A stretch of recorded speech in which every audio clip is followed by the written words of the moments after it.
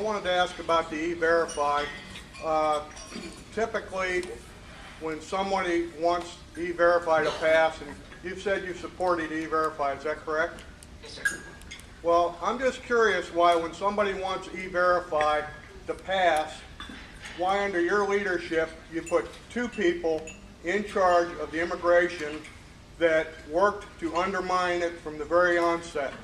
You put Senator Flores from Miami. She has a long history of opposing state legislation. She is part of the Hispanic caucus, which says it's denying public benefits to illegal aliens is draconian measure. Stopping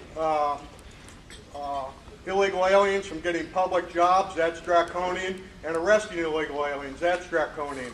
You put her in charge of it to begin with, and then secondly, when the heat got too much for her, Senator J.D. Alexander was put in charge to finalize the bill.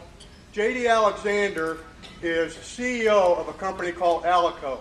They own 140,000 acres of agricultural land in this state. His corporation is probably the largest employer of illegal aliens in the state, and you put him in charge. So it's my feeling that you designed this to fail from the very beginning. I'd like your response. Well, thank you for that nice question. And as I think Paul Harvey would say, now the rest of the story. Why don't you take a seat? It might take a while. Has anybody heard of a man named John Thrasher?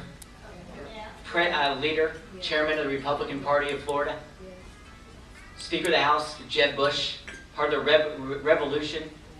The person who actually carried the E-Verify portion of the bill was John Thrasher, Mr. Republican, person who, as chairman of the party, ushered in the largest Republican majority in the history of the state of Florida.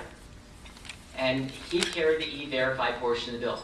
And if you watch the videotape, I hope you will, he made a passionate plea for passing E-Verify.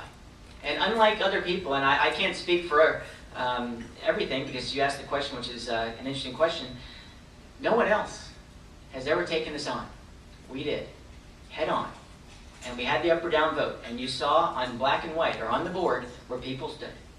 I voted for E-Verify. I think it's a good idea. I think it's a good check to have. But I'm also not a dictator. So I put a person who I thought was very able, brought it to the floor, and it was an up or down vote. And we missed it by 4 votes. So those people who are passionate about it, you might be. And that being the case, you know who voted yes and who voted no.